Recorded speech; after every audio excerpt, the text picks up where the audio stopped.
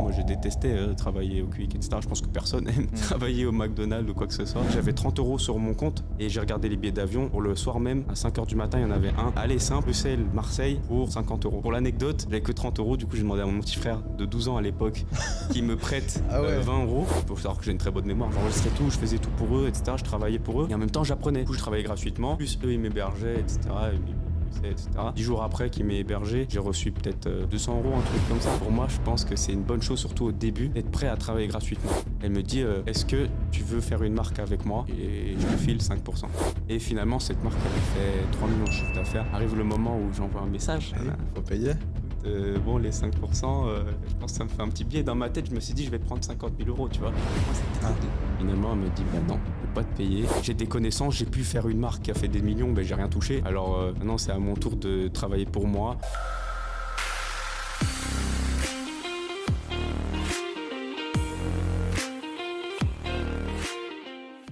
Les amis, bonjour à tous, bienvenue dans ce nouvel épisode de Zero to Hero. Aujourd'hui, je suis en présence d'Anthony. Ça va mon gars? Ça va, tranquille. Anthony, alors, il va se présenter, mais c'est une personne avec très jeune, beau gosse, avec une belle réussite et surtout une réussite que tu as eue dans un secteur qui vient d'émerger, qui est assez particulier et je veux qu'on en parle, c'est pour ça que tu es ici. Ouais. Est-ce que tu pourrais te présenter rapidement pour les gens qui ne te connaissent pas encore? En rapide, je regarde là. Moi, c'est Anthony, j'ai 22 ans. Tu peux regarder là aussi. Ouais, okay. Moi, j'ai 22 ans.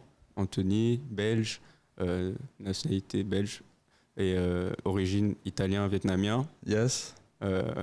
1m70. C'est important. Je sais pas. Et du coup, moi, ça fait, on va dire, 4 ans que j'ai commencé l'entrepreneuriat. Bientôt 3 ans que je suis à Dubaï. Ok. Et voilà. Ok, et du coup, comment tu as commencé l'entrepreneuriat? Donc, pourquoi? Alors déjà, tu as démarré il y a 4 ans, tu étais en Belgique. Qu'est-ce qui t'a motivé à entreprendre et dans quoi est-ce que tu as entrepris au début? En fait, au début, faut savoir que moi, j'avais mon petit travail d'étudiant, je travaillais au Quick. Voilà, je faisais mes petits 800 € par mois. Et un jour, il y a un de mes cousins de ma propre famille qui vient me parler, il vient me dire oh, j'ai une opportunité à te montrer, nanana. Et du coup, je l'ai écouté, je suis allé, je l'ai suivi. En fait, c'était genre un séminaire de je sais pas quoi. Après, je l'ai su, c'était un MLM de trading. Ah, ok. Et du coup, je suis rentré dans ce truc, j'ai écouté. La personne en plus qui faisait cette présentation, maintenant je la connais de nouveau. Enfin, je l'ai revue ici à Dubaï, elle habitait dans mon building et tout. Mais du coup, je suis rentré dans ce truc. Okay. J'ai accepté et tout, j'ai payé mon truc, etc. Et il s'avère que j'ai perdu tout ce que j'ai gagné au Quick, c'est-à-dire plus ou moins 3 000 € que j'avais travaillé pendant 3-4 mois. Et en plus, j'ai arrêté de faire mon travail d'étudiant et tout. J'étais vraiment matrixé dans ça. All-in, quoi. All-in dans le truc. En fait, moi, quand je fais un truc, c'est toujours all-in. Et du coup, j'étais all-in, matrixé, etc. Je pensais que tout le monde y faisait de l'argent là-dedans, dans ce MLM. Et finalement, en fait, c'était que du bidon. Et du coup, j'ai tout perdu. Et bref, ça a peut-être duré 4 mois avant que je perde tout. Mais pendant 4 mois, j'étais persuadé que j'allais faire des sous grâce à ça. C'était un truc foireux, genre un robot, un machin. Ah, c'était genre... en fait, c'était un MLM de trading. Tu payais genre 300 € par mois pour avoir accès aux formations, etc. Et en plus, du coup, tu faisais un dépôt sur leur broker affilié, etc. Pour faire fructifier ton truc. Mais au final, je perdais quand même tout. La sauce, vraiment. Et en plus, ils te disent, si tu ramènes 3 amis, du coup, tu dois plus payer ta formation tous les mois de 300 €. Du coup, c'était un peu le principe d'un MLM. Mais bon, quand c'est fait un peu comme ça, foireux, moi, je pense que c'est plus une pyramide de Ponzi qu'autre chose. Tu vois. Et bref, j'ai perdu tous mes sous. Mais bon, il y avait un truc qui avait changé dans ma tête. Comme quoi, dans le négatif, il y a toujours du positif. C'était que, il y a un moyen quand même de faire des sous, mais sans devoir travailler pour quelqu'un, etc. En plus, moi, j'ai détesté travailler au Quick, etc. Je pense que personne aime travailler au McDonald's ou quoi que ce soit. Et du coup, voilà, ça m'a changé le truc et ça m'a mis un premier pas dans l'entrepreneuriat, on va dire. Même si pour moi, c'était pas du tout de l'entrepreneuriat, un MLM. T'as quand même un mec qui te dit quoi faire, etc. Donc, bidon. Et à la suite de ça, du coup, mauvaise expérience, qu'est-ce que tu fais juste après? Juste après, je reprends les cours. Ah, ok. Je reprends les cours, quand même, mais je pense que c'était, je sais plus quand. En fait, je me rappelle plus des dates exactes, mais peut-être genre pendant 3-4 mois, j'ai repris les cours, surtout que j'ai une maman asiatique. Donc, hyper important les cours, etc. Mais quand je te dis hyper important, c'est hyper important. Et en fait, via ce truc d'MLM, j'ai suivi des personnes un peu qui entreprenaient, que ce soit dans l'e-commerce, etc. Je suivais sur Instagram des gens comme ça. Et du coup, j'ai repris mes cours.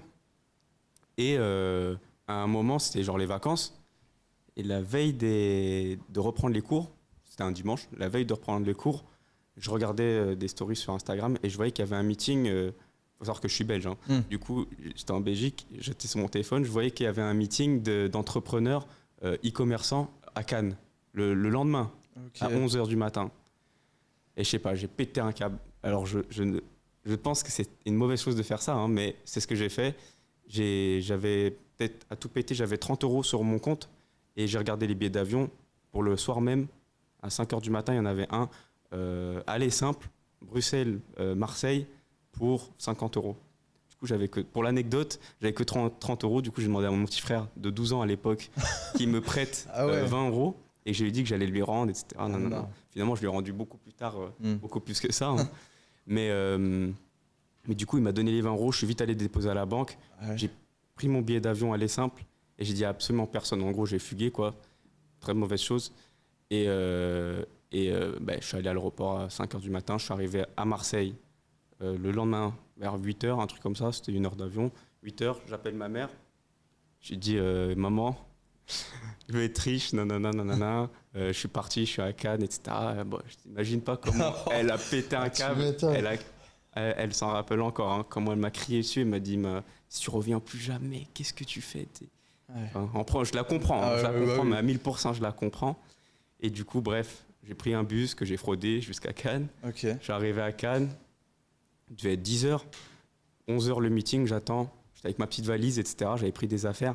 Mais il faut savoir du coup que j'avais vraiment mes 0 €, pas de part d'argent. Du coup, je m'étais dit en fait, le moment où j'ai pris le billet d'avion, hein, je me suis dit que j'allais me mettre dos au mur et que j'avais pas le choix de m'en sortir tout seul. C'était soit ça, soit j'étais comme un clochard dehors. En gros. Et du coup, j'arrive à ce meeting du commerçant, etc. Dont, je sais pas si tu connais, il y avait Nathan Moneymaker, Nathan Manga. Ouais, ça me dit un truc, ouais. Ça te dit un truc? Il était là avec d'autres personnes. Les autres personnes, elles sont plus dans mon cercle maintenant. Mais du coup, je les ai rencontrés, etc. On a discuté. Il faut savoir que je suis arrivé, c'était 11h le meeting. Du coup, ça a duré toute la journée. Et du coup, c'est logique qu'on était au Radisson Blu de Cannes, hein, sur le rooftop. Je connais bien sûr. Tu reconnais bien?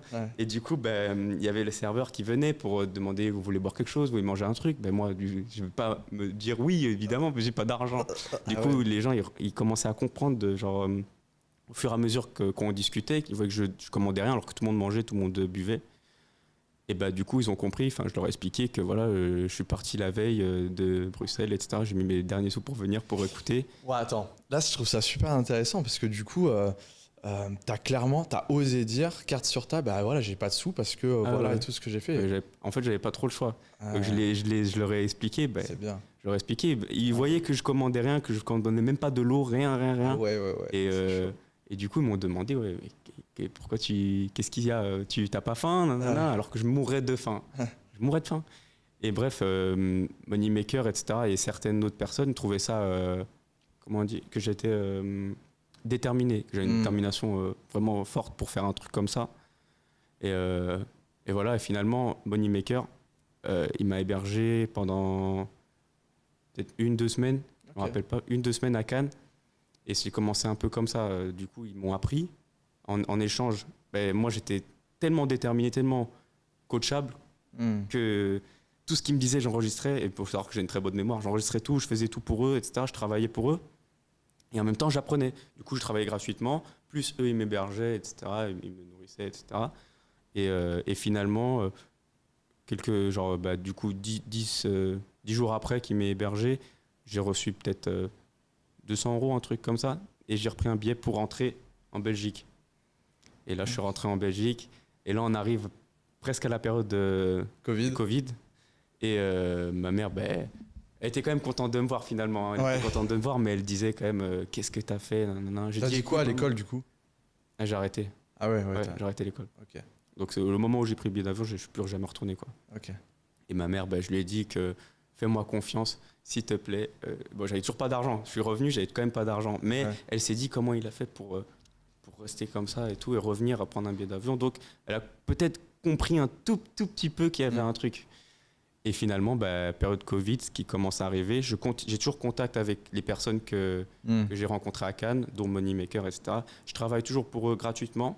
Et en même temps, je me forme toujours pendant des mois. Hein. C'est une longue période, ça, quand même. Ah ouais. Pendant des mois, je travaille pour eux gratuitement. Tu fais quoi pour eux? Les sites, les scripts, les recherches d'influenceurs, booker les influenceurs, tout ça, tout ce qui était dans le e-commerce, je faisais les ads, tout ça, donner des idées, des trucs comme ça. Et gratuitement. Gratuit. En même temps, j'étais tellement reconnaissant. Et puis même, moi, je pense que c'est important. Petite parenthèse, je vais commencer à avoir froid. Ça va, t'as froid? Ouais. Vas-y, on va te... Je vais commencer à trembler. Ah ouais? Non, ouais. Attends, on va rappeler. Du coup, petite parenthèse, pour moi, je pense que c'est une bonne chose, surtout au début, d'être prêt à travailler gratuitement pour acquérir des connaissances, etc. Parce que les connaissances, tu ne les perdras jamais. Et moi, c'est ce que j'ai fait et ça a payé de travailler gratuitement comme ça. Ça m'a appris plein de trucs et je savais comment faire de l'argent. C'est juste que du coup, j'avais toujours pas d'argent à investir, etc. Et arrive un moment, toujours en plein Covid, où une des personnes que j'ai rencontrées à Cannes, dont je travaillais régulièrement, là, elle me dit, c'était une femme, hein, elle me dit, est-ce que tu veux faire une marque avec moi et je te file 5%. Enfin, les 5%, c'est moi qui ai réclamé. J'ai dit, ok, cette fois, je veux bien tout te faire, mais cette fois, j'aimerais juste 5% de ce que ça va générer. Donc, je faisais absolument tout. Le site, le branding, le copywriting, les scripts pour les influenceurs, tout ce que tu peux imaginer, j'ai fait, à part poser l'argent. Elle a peut-être posé, je crois ils étaient plusieurs quand même sur ce site, ils ont posé 150 000, 200 000 euros sur les ads, tout ça, influenceurs bookés, tout booké, en plein Covid. Et finalement, cette marque, elle a fait 3 millions de chiffres d'affaires en l'espace de 4 mois, un truc comme ça. Okay. Donc, elle a bien fonctionné. Arrive le moment où j'envoie un message. Allez, faut payer. Écoute, bon, les 5%, je pense que ça me fait un petit biais. Dans ma tête, je me suis dit, je vais prendre 50 000 euros, tu vois. Et pour moi, c'était un truc de fou. Ouais. Finalement, elle m'a dit, non, je ne vais pas te payer, etc. Donc, pourquoi ils t'ont pas payé? Elle ne voulait pas me payer. J'ai encore les messages. Hein. J'ai retrouvé tout, je ne veux pas te payer. Alors que tu as fait le travail et que j'ai tout fait. Ouais. Vous avez pas fait de contrat écrit, juste parole. Juste parole. Mais moi, j'ai toujours fonctionné comme ça et ça m'a apporté énormément de fois préjudice dans toute ma carrière d'entrepreneur de faire confiance. Alors tu verras après, par la suite, peut-être qu'on va en parler, mais je me suis fait beaucoup de fois. Okay. Et là, c'était ma première fois. Et bref, c'est pas grave. C'est quoi, je me suis dit, c'est pas grave.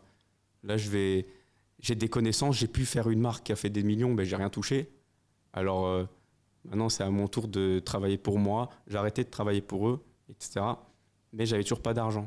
Du coup, je me suis dit, fais fonctionner ton cerveau, comment tu vas faire? Tu connais les sites qui vont faire de l'argent, tu sais comment faire. Donc j'ai fait quoi? Je me fais mon propre site, mon propre produit, ma recherche d'influenceurs, je savais lesquels ils fonctionnaient. Et j'étais sur des groupes d'e-commerçants. Et j'ai recherché quelqu'un, j'ai dit, écoutez, j'ai un produit qui fonctionne du tonnerre, j'ai l'influenceuse qui fonctionne du tonnerre. C'est juste que j'ai pas assez de budget pour payer l'influenceuse, elle coûte 3 000 euros. On met 1 500 chacun, on divise les bénéfices en deux. Et vous n'avez rien à faire, j'ai déjà tout le site, tout qui est prêt. Et finalement, en fait, ceux qui savaient pas, le mec qui a fait avec moi, c'est que l'influenceuse, elle coûtait pas 3 000, mais 1 500. Du coup, il a mis les 1 500. Finalement, comme prévu, ça a fait 14 000 euros de chiffre d'affaires. Et j'ai mes premiers, on a fait 50-50, je lui ai rendu ses 1 500 plus son bénéfice. Puis j'ai tout commencé moi-même. Et là, j'ai eu du budget direct. Et j'ai commencé comme ça. Et puis ça allait très vite. Là, on est en 2021. Ouais. 2021, je fais du commerce et je bouge direct à Dubaï. La première fois que je vais à Dubaï, c'est juste une semaine. Et nouveau riche, on va dire. Ouais. J'ai tout cramé, et plus rien. Je retombais à zéro. Donc en fait, tu as fait tes 14 000, ensuite tu as fait quoi? Tu as réinjecté? J'ai réinjecté dans d'autres trucs, ouais. Mais je suis allé presque... Quand j'ai fait les 14 000 de chiffre d'affaires, ça m'a fait quoi? Ça m'a fait 3 000 ou 4 000 euros de bénéfices. Et tu as fait quoi? Tu as réinjecté dans de l'ADS pour cette même boutique? Non, même pas. Non, en fait, là, c'est... Après, je pense qu'on fait tous des erreurs. Hein. Avec ces 3 000 4 000 euros, je suis parti à Dubaï. Ah oui, ok. Première fois. Une semaine, je suis parti. C'était 2021. À l'époque, il y avait un mastermind, un truc comme ça. Mais c'était une très bonne chose. Donc, enfin, c'est une bonne chose, mais en même temps, j'avais tout cramé. Hein. Je suis allé là-bas, j'ai fait mes premières locks. Waouh, les Lamborghini, tout ça. C'était mon rêve. Ah, moi, c'était mon rêve de pouvoir rouler dans une voiture comme ça et tout. J'étais tout excité, j'étais tout. Les yeux comme as. J'étais, waouh, c'est trop bien, des buildings et tout. J'avais quel âge? J'avais 19 ans. Et finalement, je crame tout. Mais en étant à Dubaï une semaine et en étant ce mastermind, j'ai encore agrandi mon réseau. Et franchement, la phrase là, qui dit, qu'on a déjà entendu plein de fois, Your network is your net worth, elle est véridique de fou. Donc, ça m'a fait encore plus de connaissances. Je suis retourné en Belgique. Même pas 2 mois après, j'étais de nouveau à Dubaï avec cette fois-ci 60 000 €, un truc comme ça. Que tu as gagné avec le e-com? Avec du e-com, ouais. Ok, stylé. Donc là, tu arrives à Dubaï. Et qu'est-ce qui t'amène du coup à ce que tu fais aujourd'hui? Avant ça, il y a quand même une longue période parce que là, j'arrive à Dubaï, on est en 2021. Là, OFM, c'est 2023. Ah ouais, d'accord. Management, c'est 2023. Ok. C'est il y a 7 mois, septembre. Ok. Environ. C'était en septembre, ouais, quand j'étais en mastermind, un autre mastermind à Dakar. Ok. Et c'est là que j'ai rencontré une personne que je connaissais déjà d'avant, et que je revoyais, et que du coup, on a discuté, etc. Elle me disait que voilà, il avait une agence OnlyFans, etc. Et moi, je connaissais OnlyFans, je voyais des chiffres que les femmes faisaient, mais je ne savais pas qu'il y avait des managers derrière. Je pensais pas, moi, je pensais qu'elles faisaient leur sous tout seul. Et quand ils me disaient que oui, il y a peut-être des influx, elles font 500 000 € par mois avec OnlyFans, dis-toi qu'il y a une agence derrière qui prend un pourcentage. Et en général, c'est 50%. Et je me suis dit, ah ouais, il y a un billet à prendre encore dans ça. Okay. Et moi, en étant à Dubaï déjà depuis quelques années, j'avais déjà des copines, des trucs comme ça. Donc, ok. Donc du coup, le e-commerce, quand tu viens t'installer là, tu continues à le scaler, t'en fais une vraie expertise ou tu switches rapidement vers OnlyFans? J'ai switché plein de fois. Et plusieurs fois, j'ai fait all-in. C'est-à-dire qu'à un moment donné, j'avais 80 000 € que j'avais fait grâce au e-commerce. On est toujours en 2021, ça va très vite. Hein. Et là arrive quoi? La période des NFT, des cryptos, etc. Ouais. Et au début, j'étais sceptique de ce truc. J'ai des images, des gens ils vont acheter des images, nanana. Et puis, il faut savoir que j'étais en coloc. Et mon coloc, lui, il faisait un projet NFT. Donc, je voyais tout à peu près en même temps. Et moi, je n'étais pas très concentré business parce qu'à ce moment-là, j'avais une copine. Et elle était avec moi à Dubaï. Du coup, j'étais vraiment déconnecté. Hein. Et je pense, faire une parenthèse pour les femmes, mais je pense que ce n'est pas une bonne chose dans le business. Et du coup, j'étais déconnecté, etc. Mais je voyais quand même vite fait qu'ils étaient en train de travailler, etc. Et je voyais comment ils étaient à fond dessus. Et finalement, elle est repartie. Et au moment où elle est repartie, je me suis dit, ah ouais, il y a vraiment une opportunité, il y a une vague qu'il faut que je prenne là. Et j'ai trouvé j'avais un autre ami qui est devenu mon associé sur un projet NFT que j'ai fait. Et j'ai mis all-in. Les 80 000 que j'avais, j'ai tout mis. Et le moment où il y avait le mint, il faut savoir que genre 1 ou 2 semaines après, il y avait le loyer à payer, etc. Mais j'avais vraiment à sec. J'ai tout mis encore une fois dans ce projet NFT. Et j'ai eu très peur à un moment, puisque le jour du mint, je ne sais pas si tu connais un peu les termes. Oui. Le jour du mint, notre développeur smart contract, c'était comment on appelle, une personne qui se fait passer pour quelqu'un qui n'est pas. Un imposteur. Un imposteur. Et il nous a dit, oui, je connais tout par cœur. Nanana. Le jour du mint, les gens, on avait une communauté de fous qui voulaient vraiment... c'était un sold out assuré. Assuré. Et je vais t'expliquer pourquoi. Les personnes qui, le jour du mint, elles ont essayé de minter et elles ont payé les gas fees, donc elles perdaient de l'argent en gas fees, et elles n'ont pas reçu leur NFT, mais elles n'ont pas payé le prix du NFT. En gros, c'est juste les gas fees qui partaient, et plusieurs personnes ont réessayé de racheter. En fait, le smart contract était mauvais. Il était mauvais à mort. Et du coup, le FOMO de notre projet, etc., il est parti. Les gens pensaient que c'était vraiment un projet de merde, un scam, etc.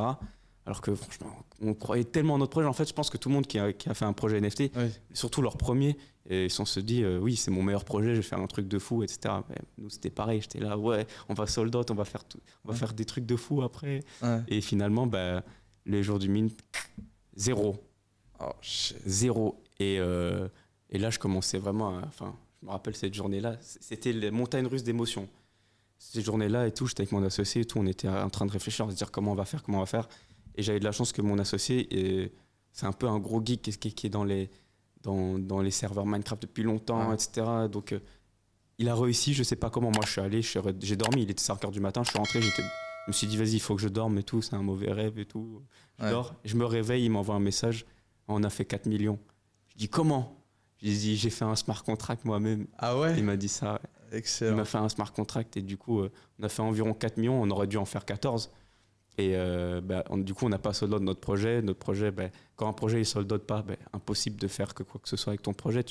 Les gens, Ils ont pas confiance. ils ont plus confiance, etc. Il y en a quelques-uns qui ont réussi à faire l'argent, mais la plupart, ils ont tous du coup perdu de l'argent. Et en général, j'ai jamais vu un projet NFT où, à part les plus connus comme Bored Ape, c'était quoi? Pas Okatsuki? Un truc comme ça. Avec CryptoPunk.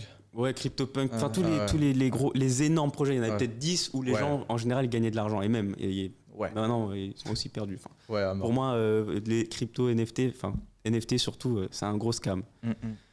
Et bref, ça m'a permis de faire. C'est comme ça que je suis devenu millionnaire en fait.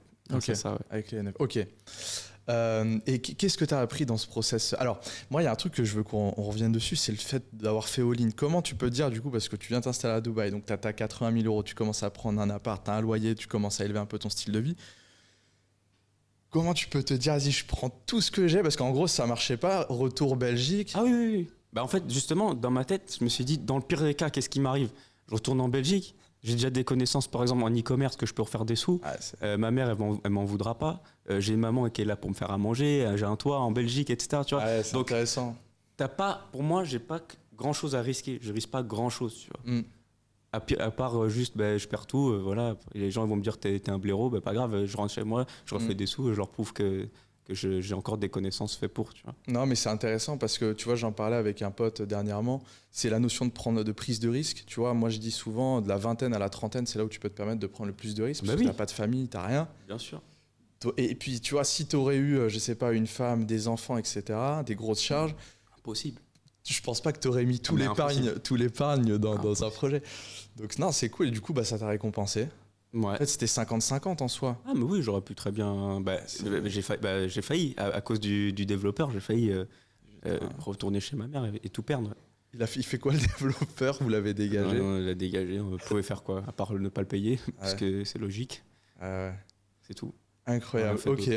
Et du coup, là, donc c'est en crypto. Et qu'est-ce que tu fais du coup avec cet argent en crypto? Est-ce que tu te formes dans la crypto, tu te mets à faire du trading? J'ai jamais vraiment été dans la crypto. J'ai essayé de faire du trading, etc. J'ai perdu de l'argent encore. Ouais. Enfin, j'avais déjà du coup eu un premier pas en 2019 dans les MLM, etc. où j'ai perdu mes sous. Là, j'ai essayé. On va dire que grâce à un pote à moi qui avait fait, je sais pas si tu as vu passer à un moment, c'était Binance Pay. En gros, il y avait le leaderboard de Binance qui est visible de tous. Et les gens peuvent voir le leaderboard et voir les meilleurs perfs des traders. Les meilleurs perfs des traders de Binance. Ok. Et c'est c'est en temps réel et tu peux voir leur position, etc. Ok. Et du coup, un de mes potes, il a flairé un filon à faire. C'était d'automatiser une alerte quand tu reçois qu'il y a un des traders de Binance qui ouvre une alerte, qui ouvre une position. Okay. Comme ça, tu copies vraiment les gens de Binance, des vrais traders, pas des traders de pacotille, de je sais pas où. Et finalement, grâce à ce truc de Binance Pay, j'ai réussi à faire, j'ai mis 10 000, j'ai réussi à faire 30 000 en 2 semaines. Après, j'ai pris trop de risques. C'est sûr, parce que normalement, c'est pas possible de faire un truc comme ça. J'ai mis des leviers de fou. Et du coup, je me suis plus senti, je me suis dit, allez, je vais faire un petit truc, je vais prendre un short sur le BTC moi-même. Allez, ça a descendu. Non, j'ai pris un long sur le BTC, c'est-à-dire que j'achète du BTC et il est descendu. Et j'ai perdu tout ce que j'ai fait comme bénéfice avec Binance Pay. Et puis je me suis dit, plus jamais je touche le trading, etc. C'est vraiment pas pour moi. J'ai un problème dans ma tête qui fait que je peux pas faire de trading. Les jeux d'argent, casino, tout ça, faut pas que j'y aille. Faut pas que j'y aille. Je comprends. Et du coup, alors, qu'est-ce que tu décides de faire avec ce capital du coup? Parce que tu as un gros capital qui arrive. Qu'est-ce qui se passe dans ta tête? Qu'est-ce qui change tes habitudes? Il se passe plein de trucs parce que, en fait, à cause et grâce au NFT, j'ai acquis une grosse somme d'argent très rapidement. Et truc de nouveau riche, je fais des problèmes, etc. Et le truc, c'est quoi? C'est que je m'étais dit, bon, en fait, en voulant bien faire, j'ai mal fait. Je me suis dit, bon, là, j'ai de la chance d'avoir acquis une grosse somme d'argent en très peu de temps. Il faut que j'investisse ça correctement. Donc, qu'est-ce que je fais? Je me dis, je vais me faire un petit plaisir tranquillou, c'est-à-dire une voiture. C'est-à-dire une voiture. Ok. Je vais m'offrir une voiture. Donc, c'était une Ferrari. Finalement, il y a eu des problèmes. Le propriétaire, il n'était pas en règle avec les papiers. Ils m'ont remboursé les sous. Ok. Et à ce moment-là, j'ai rencontré une autre personne à Dubaï, etc., qui avait une Rolls-Royce. Ok. Et je venais de me faire rembourser les sous de la Ferrari. Je discutais un peu avec lui. Je dis, ah, ta Rolls-Royce, c'est tout, c'est quoi, c'est bien. Moi, j'y connais rien en voiture. Hein. J'étais pas quelqu'un de voiture. Et du coup, il me dit, ouais, c'est une Rolls de collection et tout, il n'y en a pas beaucoup. C'est une Rolls-Royce Phantom coupée, nanana, intérieur quartier, nanana. Du coup, je me dis, dans ma tête, il y a une petite idée. Il me dit, ah, si, je lui demande si je peux l'acheter. Et bah, du coup, je dis, est-ce que je peux l'acheter? Et il me dit, bah, ça dépend, tu m'offres combien et tout. Moi, je connais rien en prix. Du coup, tu t'es pas renseigné, mais non, mais j'ai fait des erreurs de fou, moi. Vas-y, Ah, moi, j'ai balance. fait des erreurs de fou. Je dis, je sais pas, moi, 350 000 euros. Je dis un truc comme ça. 350 000 euros. Évidemment, il dit oui, puisque sa voiture, elle en vaut 150 000. Oh, putain. Et qu'est-ce que je fais? Je lui paye en crypto direct. Bon, encore chance, il m'a donné les papiers et tout du véhicule, elle était à moi la Rolls, mais il aurait pu très bien, j'ai payé en crypto, hein, et j'avais pas de papier, rien. C'est-à-dire il aurait pu très bien aussi garder la voiture. Il aurait pu garder la voiture et je me serais juste envoyé 350K comme ça à quelqu'un. Ah, c'est voilà. ouf. Donc, Ouais. erreur de fou. Puis j'en ai fait d'autres, hein. Des projets, des personnes, des amis dans mon cercle, etc. Oui, investis dans mon projet, oui, fais ça, prête-moi, oui. Et aussi le prête-moi. J'ai prêté combien? J'ai prêté 80 000 euros. À l'heure d'aujourd'hui, j'ai toujours pas eu 1 euro de retour des 80 000 que j'ai prêté. J'ai acheté un Moonbird et NFT. Je me suis fait voler en 3 jours. 3 jours après que je l'ai acheté, disparu de mon wallet. 140 000 $, poubelle. 140 000, hein, une image. Déjà, je sais pas, j'étais encore dans la matrix des NFT, etc. Je pensais pas que c'était du scam, etc. Je croyais vraiment en NFT. Et du coup, j'ai acheté ce truc et 3 jours après, on me l'a volé. Donc ça, plus de l'argent qu'on m'a volé chez moi en cash à Dubaï, alors que je pensais pas que c'était possible de se faire voler. Comment ça? J'ai fait une soirée chez moi où j'ai fermé toutes les portes, tout ça, à clé, sauf la mienne. Ma chambre, j'ai laissé ouvert pour que les invités mettent leurs affaires. On était peut-être 30, tu vois. 30, et des personnes que je connaissais. Et en général, les filles, je connaissais pas, tu vois. Et ben, résultat, je laisse les gens mettre leurs affaires dans ma chambre. Mais j'avais ma sacoche. Dans ma sacoche, j'avais l'équivalent de 40 000 euros cash. En dirhams, quelqu'un a pris. J'ai appelé la police. Le lendemain, ils sont venus, etc. Regarder les caméras de surveillance, etc. Et ils étaient plus là à me poser des questions à moi. Qu'est-ce que tu fais avec 40 000 euros en cash? Comment ça se fait que tu as une Rolls-Royce? Comment ça se fait que ça? Et moi, j'ai pris peur. Je me suis dit, ah ouais, il veut me mettre en prison, quoi. J'ai fait quoi de mal? Et du coup, j'ai dit, bah, vous savez quoi, juste, c'est bon, on n'en parle plus de ce truc. Ils sont partis. Ils ont continué à m'envoyer des messages. Vous avez des nouvelles par rapport aux caméras de surveillance, etc. Je n'ai même plus répondu. J'avais peur, en fait, que j'ai des représailles alors que j'avais rien à me reprocher, tu vois. Mais ça fait peur un peu, la police à Dubaï. Hein, ils font peur. Hein. Ah ouais, ils blaguent pas, ouais. Du coup, je m'étais dit, ouais, ils me posaient plus de questions à moi. Ils en ont rien à foutre que je me suis fait voler 40 000 euros. Ils sont en train de se dire que je suis un escroc de je sais pas où, un hush puppy, je sais pas. Et du coup, j'ai pris peur. Ouais, je les rêve. Et du coup, je me dis, vas-y, c'est bon, j'arrête avec la police. Mais voilà, là, c'est de l'argent aussi perdu. Et d'autres projets que j'ai essayés, etc., où j'ai perdu de l'argent. Les montres aussi, beaucoup d'argent que j'ai perdu dans les montres. Dans les montres? Montres, j'ai acheté pour l'équivalent de 600 000 euros de montres. J'ai perdu 150 000 euros en valeur de dessus. Ah ouais. Ouais.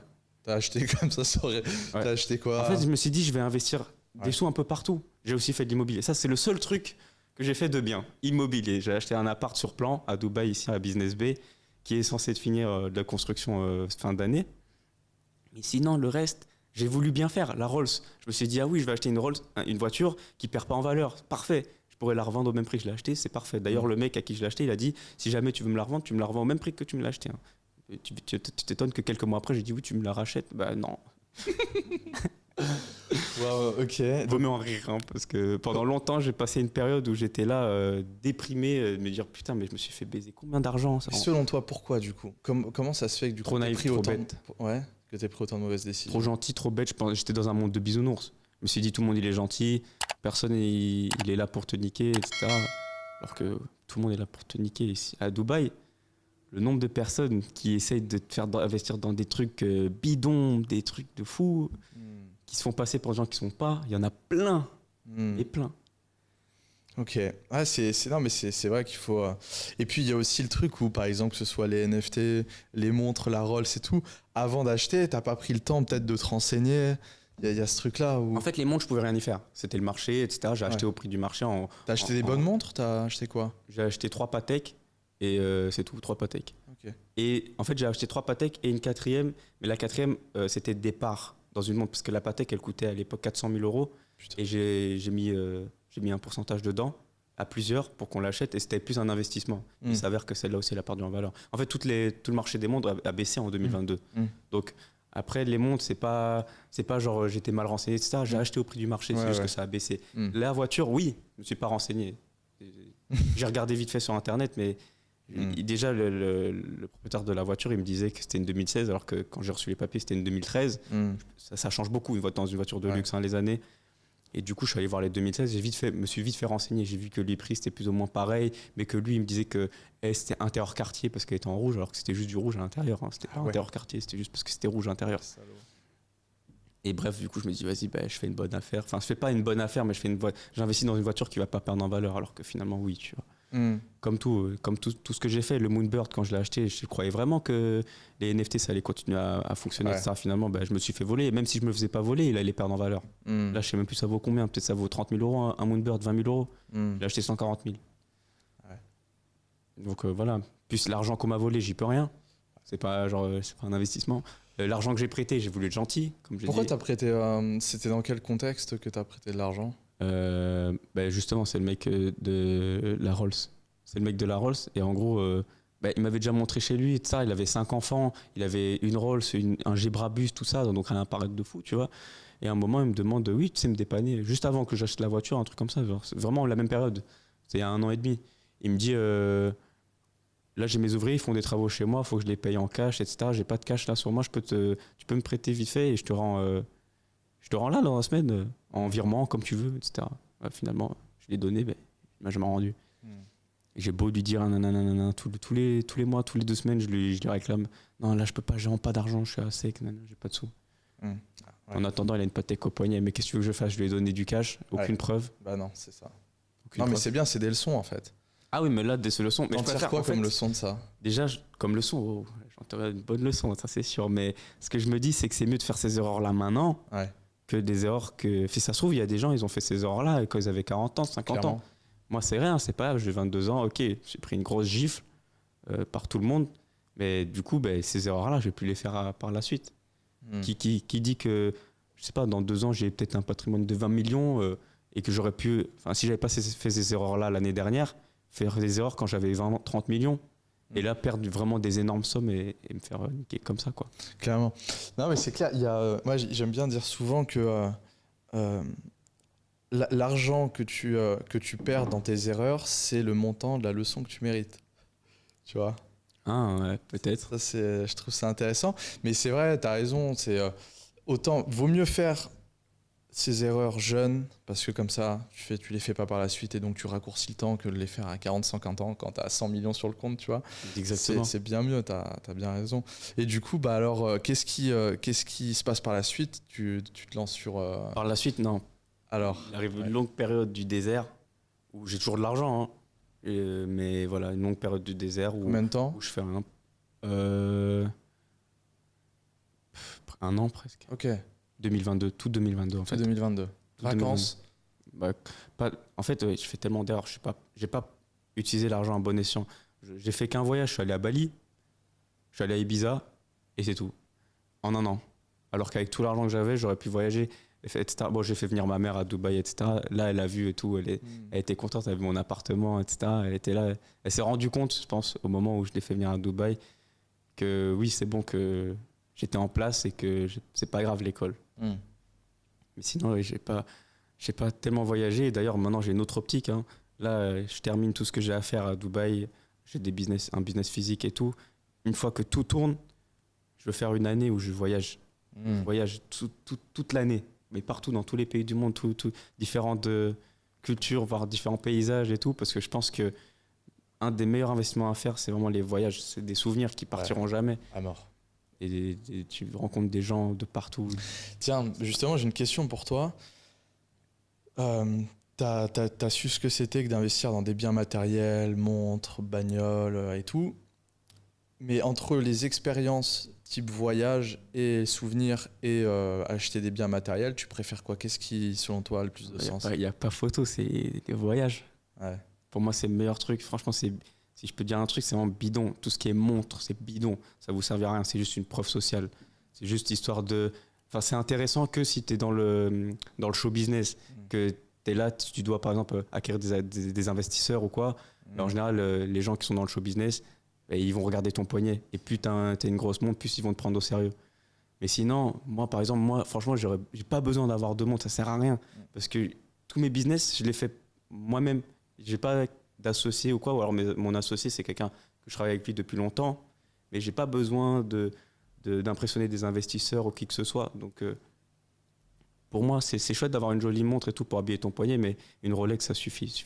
Faut pas faire que des trucs de fou, ça sert à rien. Il y a tellement mieux, comme les voyages, à investir son argent ou alors même faire des investissements beaucoup plus intelligents que des montres. Et même voiture, c'est pareil. Hein. Là, par exemple, je l'ai vendu ma Rolls après avoir fait un accident à tout avec. Ah ouais, donc tu l'as pas vendu à 150K? Je l'ai vendu 150. Ah ça va, ok. Donc j'ai vendu quand même 200 000 dessus. Mais bref. Ça sert à rien. Dans tous les cas, je vais faire que voyager cette année. Ça me sert à rien d'avoir une voiture. Et si j'ai envie de me faire plaisir, je fais une loc. Ouais, clairement. Je fais une loc. Et en plus, je peux tester toutes les voitures que j'ai envie. Je ne prends qu'une journée, ça me suffit. Puis voilà. Ouais, c'est cool. Non, c'est sûr que de toute façon, les souvenirs et les expériences, c'est ce qui reste en fait. Sur ton lit de mort, tu te souviens pas de tes montres, tes voitures. Tu te souviens de tes expériences vécues, quoi. Ah ouais, et du coup, comment t'en viens à OnlyFans du coup, et qu'est-ce qui te fait kiffer dans ce business-là? Du coup, en septembre de cette année, 2023, juste avant septembre, j'étais encore j'étais un peu en dépression, etc. Je me remémorais toute cette année que j'ai rien fait, en 2022, que j'ai rien foutu, que j'ai perdu beaucoup d'argent, qu'on m'a niqué, etc. dans tous les sens. J'ai dû perdre environ 1 million en 2022. Et du coup, je me suis dit, il faut que je reprenne sur des bonnes bases. Je vais aller dans un mastermind, etc. Et je suis allé à un mastermind à Dakar. Et ça m'a fait du bien. J'ai rencontré des nouvelles personnes. J'étais plus jeune. C'était vraiment un mastermind en mode des gens dans l'immobilier, des gens qui avaient des business physiques en Belgique, en France, etc.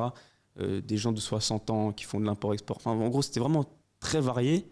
Et j'étais le plus jeune. Et du coup, je parlais un peu avec tout le monde et il y avait un des organisateurs du mastermind, son frère, je le connaissais déjà depuis 2-3 ans, de la première fois que je suis venu à Dubaï.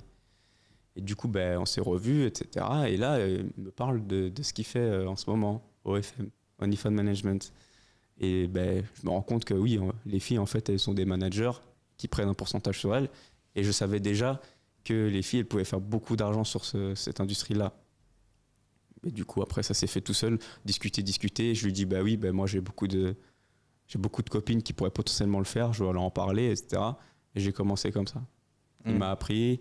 Il avait une formation aussi, du coup, avec son associé à lui qu'il avait déjà dans son agence. Son associé, il a une formation qui va en mode. Il parle en anglais, quoi. Du coup, j'ai appris sa formation. Il me l'a donné. J'ai suivi tout ça et j'ai appris comme ça, comme tout le monde, quoi, une formation. Et puis après, j'avais une petite aide puisque mon pote, il était déjà dedans. Et avant de te lancer dans ce business, t'avais du cash flow, du cash flow qui rentrait tous les mois, ou tu vivais sur ton capital? Je vivais sur mon capital. Mais j'avais déjà commencé. J'avais déjà mon bien immobilier que j'avais investi dedans, mais il rapporte rien vu qu'il est en construction. Ah oui. Et un business physique ici à Dubaï, c'est une clinique. Et elle est toujours pas ouverte parce que j'ai des problèmes de licence en ce moment. Une clinique de beauté. D'accord. Ouais. Okay. Tout ce qui est épilation laser, tout ça. Okay. Il y aura un dermato aussi. Et je dois faire 2-3 modifications, c'est toujours pas. Peut-être que quand les gens ils vont voir ça, peut-être qu'elle sera ouverte, mais là, elle est toujours pas ouverte. Et donc toi, tu gères pas, tu t'as délégué ça, t'as mis des managers? Je gère le marketing. Ok, t'as pas d'associé dans ce business? Si, j'ai un associé, ouais. Ok, cool. Et donc, du coup, qu'est-ce qui. Donc, tu vois cette opportunité de business, et qu'est-ce qui t'a motivé, qu'est-ce qui t'a fait kiffer, en fait, dans ce modèle d'affaires? En fait, ce qui est marrant, c'est que c'est pas tellement un travail qui est difficile, à part au début. Ça dépend. En quoi ça consiste le travail Ce que ça consiste, c'est le plus difficile, surtout au début, c'est de trouver une modèle qui veut bien travailler avec toi et surtout d'avoir les connaissances nécessaires pour lui faire de l'argent. Parce que si tu lui fais pas d'argent, déjà tu n'en gagnes pas et puis tu perds ta crédibilité, tu vois. Donc moi, ce qui allait, c'est que j'avais déjà une crédibilité, une social proof depuis longtemps des business que j'avais, etc., du lifestyle que j'avais. Donc c'était facile d'avoir des modèles, plus facile que quelqu'un qui, par exemple, est en France ou quoi, qui n'a pas fait de business, etc. Et ensuite, la modèle, tu vas l'aider à développer ses réseaux, donc acquérir des abonnés, etc., que ce soit sur Instagram, sur TikTok surtout, et convertir tous ces abonnés-là en abonnés OnlyFans. Comment tu t'y prends pour faire ça, par exemple ? C'est très simple. Il suffit de, par exemple, elle a son TikTok, elle va... c'est mon boulot de faire ça. Maintenant, j'ai tout délégué, mais mon boulot, c'est de lui apporter les trends d'affaires, des scripts, des exemples de vidéos qu'elle doit faire pour percer, pour juste avoir des abonnés, etc. Parfois, c'est juste des TikTok normaux, genre qu'elle va faire un playback ou rien du tout avec un petit texte. Ou alors, parfois, ça va être un peu plus on va dire, sexy, où elle va juste montrer ses formes. Mais sur TikTok, il faut savoir, il ne faut pas montrer trop, tu vois. Donc, c'est vraiment soft. Mais ça suffit pour que les gens, enfin, les mecs, ils disent « Oh là là, elle est pas mal, etc. » Hop, tu les ramènes sur son Insta, ou alors elle a un Linktree. Mais en général, tu ramènes sur Insta.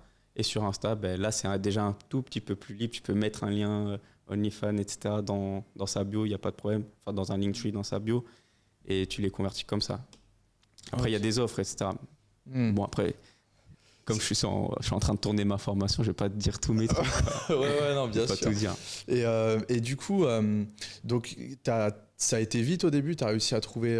ça arrive. Moi, ça arrive vite. Tu as trouvé tes premiers modèles. J'étais motivé, quoi. Après le mastermind, etc., je m'étais remis au travail. Je me dis oui, il faut que je fasse ça, etc. Donc, c'est venu assez rapidement. Ouais. Ok, et du coup, combien ça te rapporte au début, ce truc-là ? Tu as combien de modèles ? Au début, pas beaucoup. Au début, j'avais 2 modèles qui ont voulu commencer avec moi. Il y en a une, premier mois, elle en faisait environ 10 000 €, en sachant que, en fait, en général, c'est 50-50. Ah, ok. Mais c'est pas 50 pour moi. C'est-à-dire, moi, j'ai une équipe derrière, il y a 10% qui va partir aux chatters. Les chatters, c'est les personnes qui se font passer pour la modèle et qui vont parler aux abonnés et essayer de leur vendre du contenu privé. Il faut savoir que le contenu privé, c'est 80% du revenu. Okay. C'est-à-dire les gens, ils vont peut-être payer l'abonnement 10 € par mois, mais après, ils peuvent acheter une vidéo personnalisée à 300 €, tu vois. Putain, ça c'est... Tu vois, c'est ça le truc. Et du coup, le travail des chatters, il est important. Et c'est pour ça qu'il y a une grosse partie qui part chez les chatters, c'est-à-dire 10% en général. Plus, il y a un sous-manager. Au début, j'étais manager. Maintenant, je fais presque plus rien. J'ai tout délégué. Donc, j'ai un sous-manager qui, lui, prend 20% et il me reste 20% sur les mêmes modèles. Donc, en tout, 50... Ok, il te reste 20%. Donc, moi, il me reste 20% pour moi, mais c'est 50-50 avec la modèle et l'agence. Mais moi, je fais presque plus rien à part ramener les modèles, gérer les sous-managers et c'est tout, tu vois. Ok. Et comment tu fais... Comment tu t'y prends pour trouver des femmes qui acceptent de faire ça? Où est-ce que tu les trouves? Déjà, j'ai mon assistant dans mon agence, lui, son truc. Enfin, moi, mon truc, c'est plus les personnes que je connais, que j'en ai dans mon entourage, ou alors les personnes que je rencontre. Par exemple, je vais au Five Palm, etc. Il y a plein de filles, plein de trucs. Tu peux juste aller leur parler, discuter, dire que tu vois un potentiel. Tu lui dis pas, surtout pas que tu vois un potentiel dans OnlyFans. Ouais. C'est un peu bizarre de dire ça, mais tu dis j'ai une agence de modèles, etc. Je trouve que tu as un potentiel, est-ce qu'on peut garder contact, etc. Tu lui donnes ton Insta. Enfin, pour moi, c'est ce que je fais. Je donne mon Insta, elle voit mon lifestyle, etc. Elle comprend que c'est OnlyFans parce que j'ai des réels ou quoi que ce soit par rapport à OnlyFans, elle voit les sous que j'arrive à faire. Et là, ça peut potentiellement devenir le modèle. Les amis, très important, si vous appréciez notre contenu, je vous invite à vous abonner à la chaîne si ce n'est pas encore fait, à liker la vidéo, activer la petite cloche pour être averti en temps réel des sorties des nouvelles vidéos. Et aussi, si vous souhaitez savoir comment je peux vous accompagner personnellement avec mon équipe à atteindre vos objectifs et à gagner en liberté financière, c'est les premiers liens dans la description. Ceci étant dit, reprenons. Et mon associé, lui, c'est la même chose que moi, sauf que lui, il est aux Pays-Bas et il est plus petit que moi. Enfin, il taille pas de mine, quoi. Sans être méchant, il taille pas de mine. Mais il a la tchatch, vraiment. Et il va dans les malls. Et il va voir et discuter comme ça, avec les filles. Leur dire, oui, voilà, je trouve que tu es très jolie. Enfin, en général, c'est comme ça qu'il fait, il procède. Je trouve que tu es très jolie, etc. Il arrive à avoir le contact. Et on va dire une fois sur 100, ça convertit en modèle. Une fois sur 100 environ, pour lui, pour son Ouais. cas. D'accord. Mais il est tellement déterminé, Hmm. ce mec, c'est genre, c'est une machine. Il s'en fout. Et d'ailleurs, enfin, je pense que c'est dû par rapport à avant qu'il était, comment on dit, insécure, qu'il avait manque de confiance en soi, etc., quand il était plus jeune, etc., et Ouais. que maintenant, il a compris que ça allait rien changer à ta vie, que si tu vas aller parler à cette fille, va parler à cette fille, tu vois. Et du coup, lui, il est vraiment dans cette optique-là. Moi, j'ai encore un peu du mal. Je suis un peu encore, pas timide, mais genre, aller voir une fille pour vraiment, hors contexte, là, on parle, si je suis en Belgique ou quoi, aller voir une fille juste comme ça pour lui dire, oui, t'es jolie, etc., moi, j'ai du mal. À Dubaï, c'est autre chose, parce que là, dans ma tête, c'est business. Je vais lui parler pour business, au pire, elle me parle pas, je m'en fous, tu vois. Hmm. Mais genre, aller parler à une fille pour lui dire, elle est jolie, etc., que ce soit en Europe ou quoi, j'arrive pas, moi. Ouais. Et du coup, par exemple, comme ça, mon pote, mon associé plutôt, il a réussi à avoir une modèle qui est passée de 0 à 51 000 $ en 3 semaines. Et c'est tous les Une mois des meilleurs modèles qu'on ait eu. Ou c'est one shot ou c'est tous les mois Non, c'est tous les mois. Ok. En fait, il faut savoir que, bon, comme tous les business, ça descend parfois, ça monte parfois, ça redescend. C'est jamais la même chose, linéaire. Ouais. Et du coup, c'est la meilleure modèle qu'on a dans notre agence. C'est lui qui l'a trouvé comme ça, en allant parler dans un mall. Et elle a commencé comme ça, de 0. Et le premier mois, elle a dû finir à 60 000. Et maintenant, elle fait 75 000, 80 000 presque, tous les mois. En sachant qu'il y a 50% pour l'agence. Ok. Mais moi, tu vois, ce qui m'interroge sur ce business model, en fait, c'est les conséquences que ça peut avoir sur la psychologie des femmes, tu vois.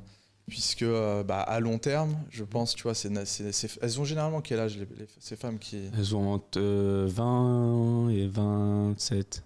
20 et 27. Ah ouais, 27, ouais, carrément. 20 et 27. Moi, ce que je me dis, c'est que, tu vois, à 30 ans, c'est quoi l'impact psychologique que ça va avoir pour ces femmes de gagner de l'argent aussi facilement en exprimant, en vendant, en monétisant des photos de leur corps ou même du porno. Ouais. Moi, en fait, je suis dans ce business-là, mais moi, c'est pour ça que je veux pas avoir une fille plus tard. Je me dis, le monde, il se perversifie tellement. C'est un truc de fou. Mais après, je peux pas savoir qu'est-ce qui va se passer. C'est encore récent pour moi, au FM. Donc, je sais pas. Faut savoir que dans notre agence, on a aussi une modèle qui a des enfants en bas âge. Ah ouais, mais en mais gros, non. ouais. Et en gros, C'est chaud, mec. ouais, cette modèle, enfin c'est chaud. Je sais pas, c'est elle qui a choisi entre. Elle élève ses enfants seule. Le papa il est parti. Elle est du coup mère au foyer. Elle gagne pas beaucoup d'argent. Elle a 2 enfants à s'occuper. Et du coup, c'est une opportunité pour elle aussi de faire des sous, quoi. Ouais, Après, c'est sûr que bon. Niveau, je sais pas comment on appelle ça, éthique, ouais, c'est compliqué, de ouais. Et toi, ta vision avec ce business, c'est quoi? C'est d'éclater le game, de faire d'avoir la meilleure agence d'Europe, c'est déjà le cas, je pense, d'avoir la meilleure agence d'Europe. Il faut savoir que nous, en fait, ce qu'on fait, c'est que les modèles, en général, on démarre qu'avec des modèles qui démarrent de rien, de zéro. On n'aime pas prendre un modèle qui fonctionne déjà et qui veulent juste faire plus, parce qu'en général, celles qui font déjà des sous, elles veulent un gros pourcentage, et même, elles connaissent déjà le business, donc pas besoin. Donc on prend des modèles de zéro, et ce qu'on fait, c'est qu'on leur trouve un pseudo, donc un nouveau nom, et on les diffuse aux US. C'est-à-dire c'est pour ça qu'on fait OnlyFans, c'est vraiment pas cibler l'Europe. Et donc c'est un nouveau nom, etc. En général, les modèles ne se font pas reconnaître, rien du tout, tu vois. C'est genre comme si elles étaient une autre personne. Ok. Mais toi, du coup, donc tu as quand même des ambitions avancées sur ce business, tu veux juste pas faire un petit peu de sous. C'est que ça te fait quoi d'être à l'origine, justement, à l'origine de ce truc où, mine de rien, ça a vachement de conséquences négatives sur les meufs quand même. Tu vois, ces nanas à 30 ans, psychologiquement, elles sont détruites. Tu vois. Je sais pas, en fait, ça peut être autre chose, parce que leur psychologie, la psychologie pour moi de base, c'est comme par exemple, je vais te donner un exemple, si moi-même je faisais OnlyFans, et admettons, je dois me foutre un truc dans le cul pour faire 60 000 €. Ouais. Mais c'est impossible de ma vie. Enfin, ça ne me viendrait pas à l'idée de le faire, parce que je sais que si un jour je le fais, je vais avoir. Dans ma tête, c'est terminé. Genre, je vais. Tu perds ta dignité. Ouais, c'est même pas. C'est une question de dignité, mais c'est genre. Le regard de ma famille, de mes frères, etc. Mais en gros, je pense que je me saute de la fenêtre, tu vois. C'est pas possible. Donc, si elle arrive à vivre avec c'est bon, tu vois. Enfin, en général, les modèles qu'on a, elles sont très confiantes avec leur corps. C'est déjà des femmes, il y en a même, c'est des anciennes prostituées, tu vois. Ah ouais. Et les anciennes T'en as prostituées, pas beaucoup. Mais en général, ça peut être une manière d'avoir des modèles, c'est d'aller voir des prostituées et leur dire qu'il y a, voilà, il y a un autre moyen, au lieu de se faire défoncer, etc., ou même violer, parce que pour moi, je pense que c'est carrément du viol, les prostituées, etc., mais qu'il y a un autre moyen où les gens te touchent pas et tu peux gagner plus. Mais c'est toujours dans le même monde, on va dire, tu vois. Donc après, c'est même ce que, par exemple, la modèle que j'ai qui est maman, elle m'a dit, le jour où je l'ai recrutée, c'était, elle m'a dit, je préfère faire ça, OnlyFans, etc., que personne me touche que d'être une pute, que de faire la pute. Du coup, en gros, elle insinue que si elle fait pas OnlyFans, elle va se prostituer, quoi. Je comprends, mais du coup, est-ce que le fait... parce que tu peux voir le truc en mode OnlyFans, ça règle ces problèmes où les meufs sont plus obligées d'aller faire les escortes ou les putes pour gagner de l'argent, mais du coup, elles se prennent en photo ou elles font des trucs face cam. Ok, on peut dire c'est peut-être un peu mieux, mais on peut aussi se dire que les deux, en fait, mais pour moi, il y a d'autres opportunités. Je veux dire, si une femme, juste parce qu'elle a un beau physique, la première chose qu'elle se dit maintenant, c'est que je vais faire OnlyFans, je vais monétiser mon corps, est-ce que ça encourage pas un peu à la bêtise, tu vois? Mais c'est ça, mais en fait, en général, les femmes, c'est comme ça. Ça réfléchit pas comme un homme. Une femme, c'est très rare. C'est pour ça que c'est très rare les femmes chefs d'entreprise ou des trucs comme ça. Il y en a très peu. C'est que les femmes ne savent pas, entre guillemets, comment faire de l'argent, ou même elles se donnent pas les moyens de... J'ai très rarement vu des femmes entrepreneurs qui fassent vraiment des sous. Et Pourquoi, selon toi? Pourquoi, selon moi? Ouais. Je sais pas comment expliquer, mais pourquoi, selon moi, il n'y a pas beaucoup de femmes entrepreneurs, etc. Ouais. Je pense que c'est la facilité. Je pense que c'est la facilité pour une femme, par exemple, qui a un beau physique, etc. Elle sait que de toute sa vie, pour moi, hein, et c'est le cas, c'est vraiment un cas pour moi, une femme qui est vraiment un beau physique, etc., de toute sa vie, elle ne devra jamais se soucier de ne pas avoir de nourriture dans son assiette, de trucs comme ça. Alors qu'un mec, même s'il est très beau, hein, ça va. S'il ne se la donne pas, il ne va pas gagner d'argent. Alors qu'une femme, elle peut très bien trouver quelqu'un, ne serait-ce même pas besoin qu'il soit riche, mais un mec qui gagne peut-être 4 000 euros par mois, 5 000 euros par mois, qui peut l'entretenir d'office.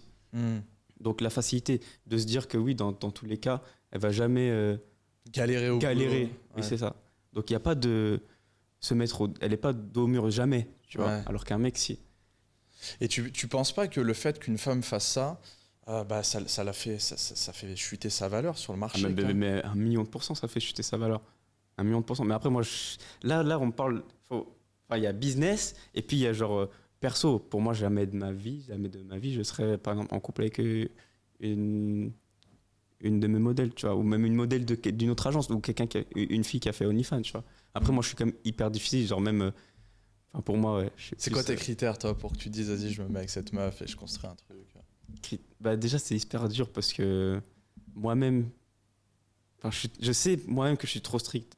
Genre, pour moi, elle doit avoir un mec maximum avant moi. Déjà, être une, entre guillemets, femme qu'elle connaisse un peu comment fonctionne le monde. En fait, je veux qu'elle soit au courant que les mecs, etc., c'est pas tes amis, des trucs comme ça, tu vois. Et aussi avoir un mindset du genre je travaille, je veux faire aussi mes sous, mais sans être sur OnlyFans. Non, sûrement pas. Non, mais genre je veux qu'elle se dise qu'elle doit faire ses sous, et que une fois qu'elle ait ses sous, elle se dise pas j'ai pas besoin d'homme dans ma vie, tu vois. En général, les meufs c'est comme ça. Surtout par exemple même les modèles, etc. Elles vont dire mais moi maintenant j'ai pas besoin d'homme dans ma vie, je fais mes sous, etc. Mais ça c'est une autre manière. C'est comme un mec, quand il fait des sous, le premier truc qu'il va faire, ce que j'ai fait par exemple, la seule fois où je suis parti à Bali, quand j'avais fait mes sous, c'était avec ma copine de l'époque, tu vois. Le premier truc que tu fais, c'est faire croquer. J'ai fait venir ma mère, etc. Tu fais profiter les gens, tu dis pas, bon, là, j'ai pas besoin de femme dans ma vie, je suis un homme, comment on dit, un homme solitaire, j'ai pas besoin de femme dans ma vie, pas du tout. Mais tu trouves pas que c'est un peu contradictoire, du coup, le fait que toi, pour ta vie perso, jamais de ta vie, enfin, tu refuses de te mettre et d'envisager une relation avec une femme qui fasse ce genre de business, mais que d'un autre côté, tu gères une grosse boîte dans laquelle tu recrutes, t'encourages les femmes à faire ça, tu vois. Comment, au niveau de ta psychologie, tu gères ça, en fait? Bah déjà, moi, je suis même pas dans l'optique d'avoir une meuf en ce moment, tu vois ce que je veux dire? Ok. Donc ça, en soi, je m'en fous. Là, je te dis mes critères, si jamais il faudrait que je me mette en couple avec une personne, ce serait une personne comme ça. Mais j'ai même pas envie de me mettre en couple. Mais du coup, euh, pour revenir à ta question, les femmes que je recrute, c'est genre, c'est professionnel. Genre, pour moi, c'est comme des personnes avec qui je travaille. Et enfin, ce sera jamais des personnes que je vais côtoyer en mode plus que ça. Tu vois ce que je veux dire? Genre, aller faire des couches pas restaurants, avec tes ça, modèles? sûrement pas. Ok. Et c'est pour ça que je pense que mon agence réussit bien, parce qu'il y a beaucoup d'agences Ah ouais. où, ben, c'est facile après, tu vois ce que je veux dire? Mais non, jamais, jamais, jamais, jamais coucher avec une modèle. Ouais, pourquoi, selon toi? Pourquoi tu pourrais, en fait? Pourquoi tu... Non, mais il faut pas mélanger. Ben justement, je mélange pas business et ben, vie privée, etc. Tu vois. Moi, j'ai les copines normales. Mm. Enfin, je dis pas qu'elles sont pas normales, les modèles OnlyFans, mais je veux dire mes Ouais, copines qui font pas ça Ok. et mes modèles, etc. Et ça m'empêche pas non plus de faire des activités avec mes modèles. Ouais. Mais je veux dire, il n'y a jamais eu rien. Jamais rien. Et qu'est-ce que tu remarques dans la psychologie de ces meufs, toi, qui font OnlyFans vraiment quelque chose que tu retrouves chez la plupart de tes modèles dans, je sais pas, leur motivation à faire ça. Après, C'est la facilité, comme tu dis, à chaque fois. Elles veulent gagner de l'argent sans trop faire d'efforts. ouais, c'est ça surtout. Hein. C'est sûr, ouais, c'est ça surtout. Après, ce que j'ai remarqué aussi, c'est que les modèles OnlyFans, elles sont plus marrantes à être avec. Elles sont plus décomplexées, elles vont pas te faire chier pour quoi que ce soit. Elles payent, elles sont là, elles payent. Quand tu vas quelque part, tu vas au resto, Ouais. elles payent. C'est pas des... En général, à Dubaï, tu invites une fille ici, hors de question qu'elle va payer. Hein. Ouais. Et si tu vas au restaurant avec mes modèles, chacun paye ses trucs, il n'y a personne qui bégaye, tout le monde est tranquille, elles ont leurs sous. Et voilà, elles s'achètent les sacs qu'elles veulent. Nanana. En là, ça s'arrête à ça. Les modèles, elles s'achètent leurs petits sacs, leurs bijoux, elles sont contentes.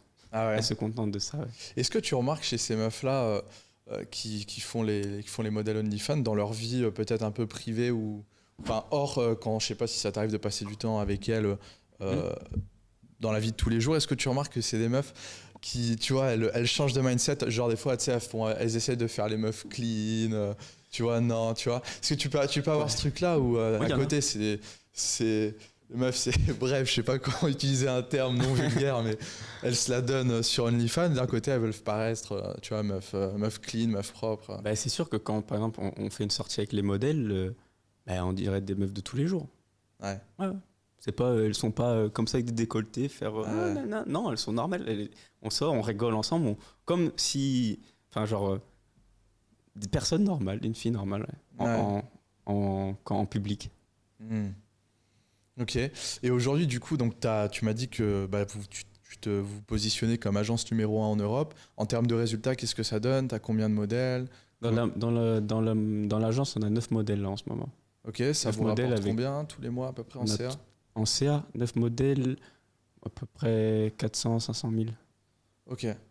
Ok. Du coup, c'est assez facile pour toi de gérer. Enfin, Moi, bah oui, vu que. En fait, moi, j'aime bien faire quoi? C'est.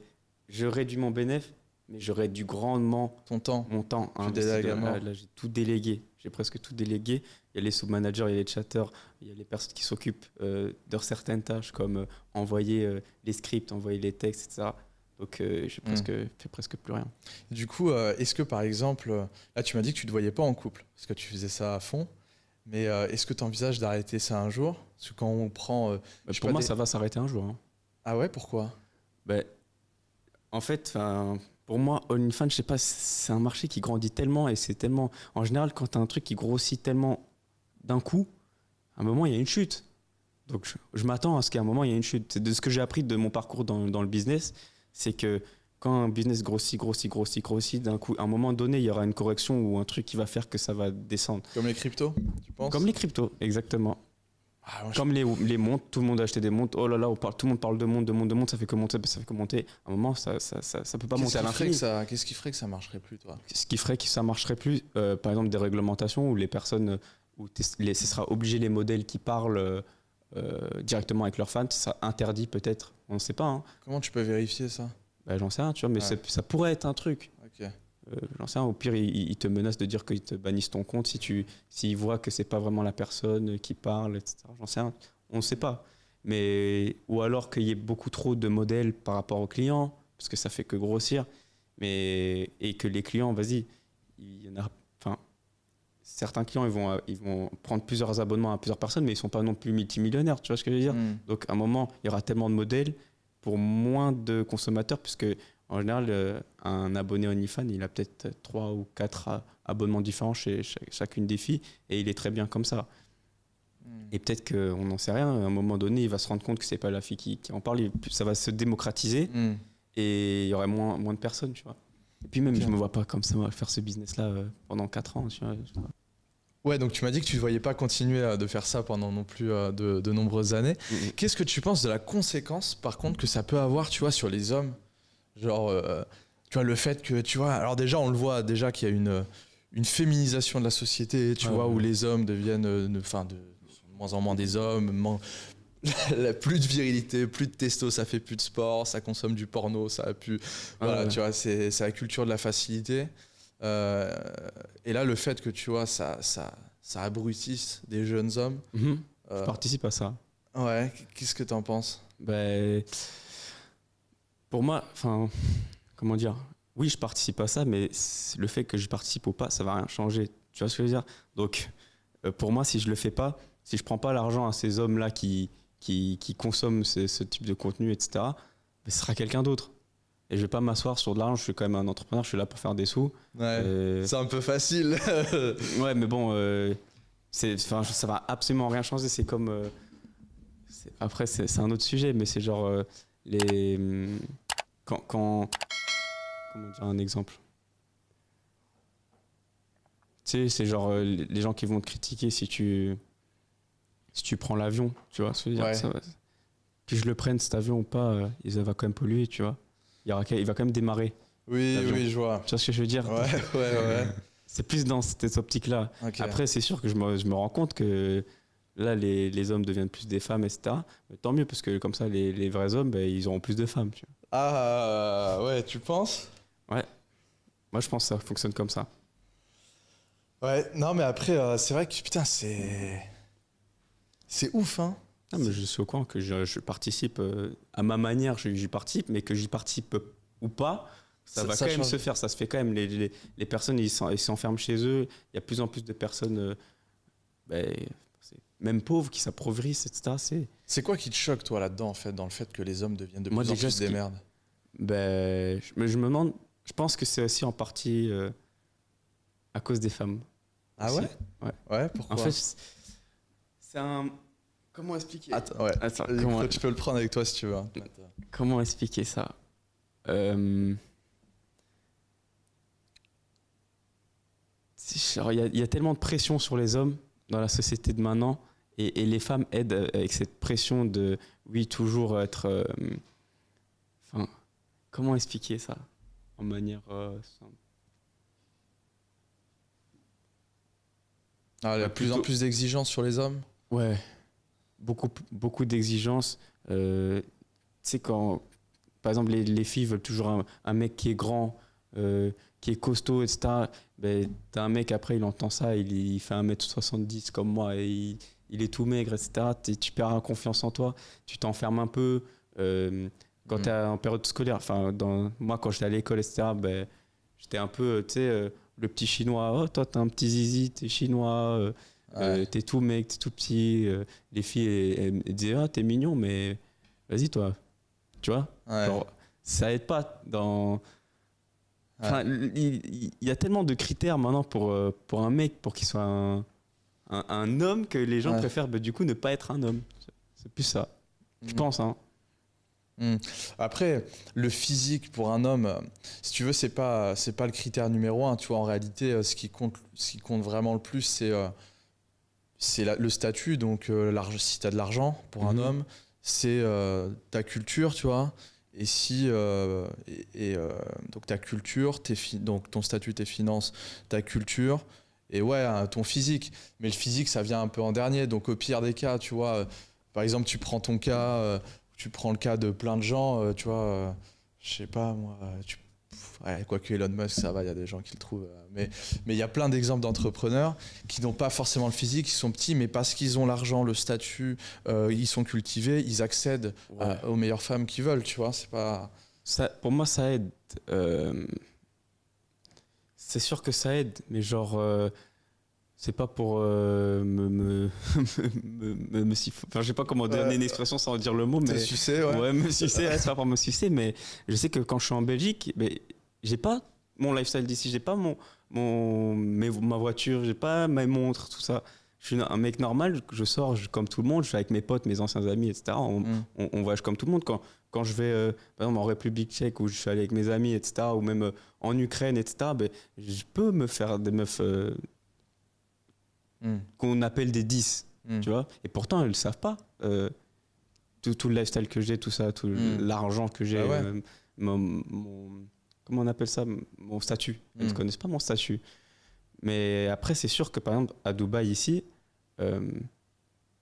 ça aide. Ouais. En général, ben, en fait, c'est plus. Les femmes, elles sont pas attirées. Enfin, c'est pas des. Pour moi, une michto, c'est une femme qui est vraiment attirée pour l'argent, par ton argent.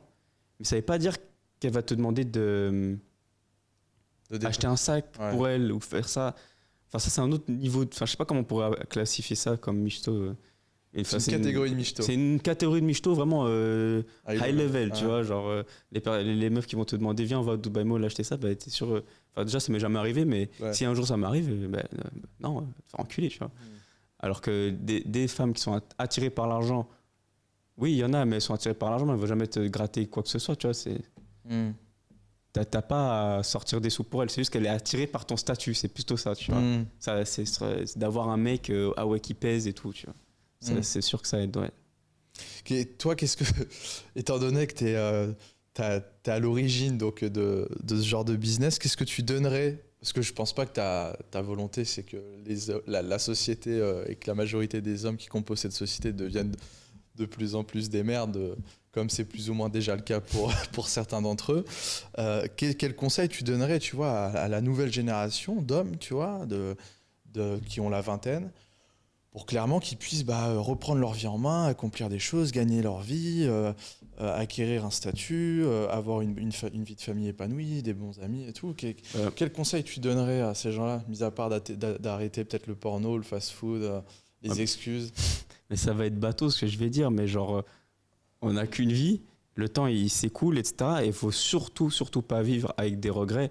Et par exemple, quelqu'un qui va écouter ça et qui est dans sa chambre, qui ne sait pas quoi faire de sa vie, etc., qui se morfond sur lui-même, il faut qu'il comprenne que c'est pas en se morfondant sur lui-même, etc., que ça va rien changer, ça va juste empirer. Donc il doit se forcer, mais ne serait-ce pas besoin d'être riche ou quoi que ce soit, se forcer à aller à la salle de sport, se vider l'esprit, faire un truc qui va l'améliorer, lire un livre, etc., même si c'est un livre, genre même si c'est une histoire, tu vois, mais tu lis, ça va te développer, j'en sais rien, des connaissances, ça va te cultiver.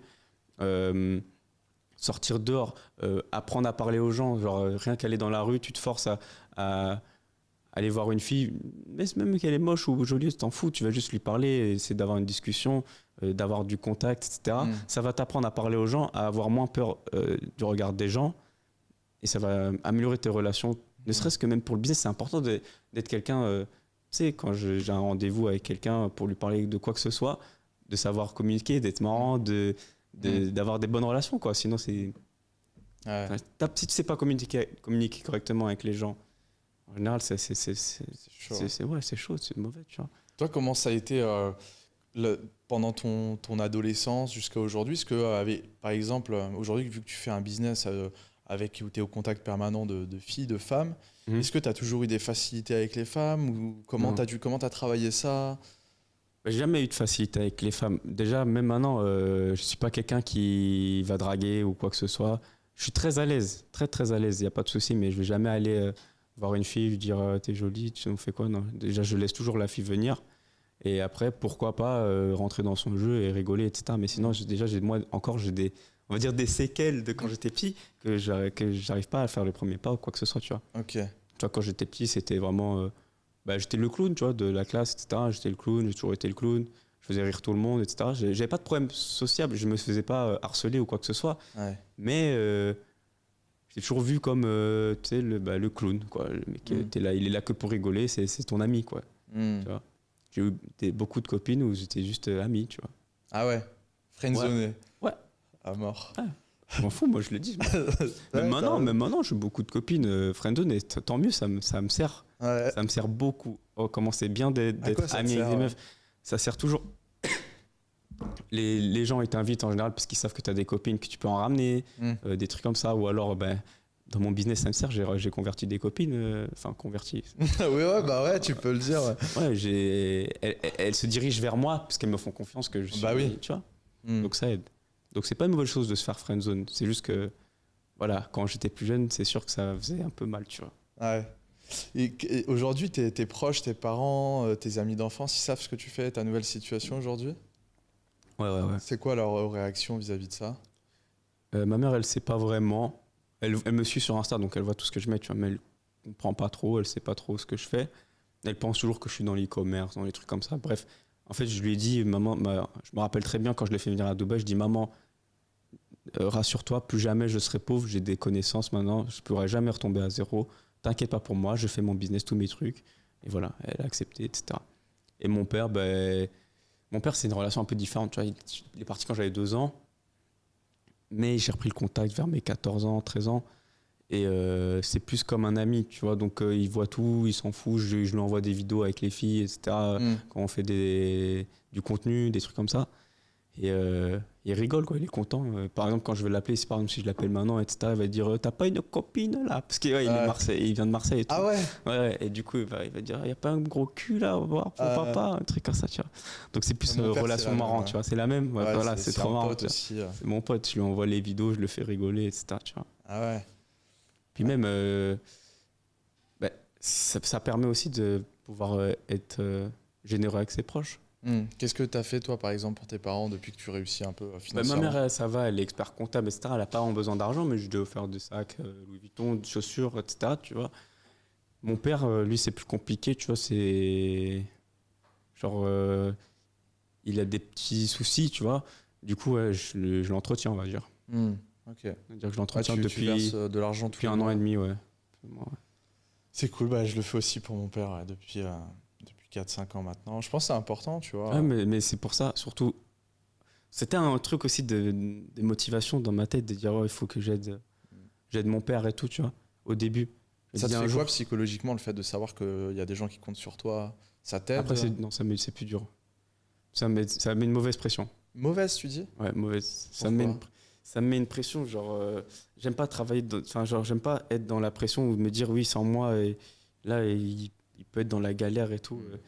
Après, ça peut être une bonne pression, mais genre, j'aime pas savoir ça. J'ai pas envie de le savoir, tout, qu'il soit en galère ou quoi.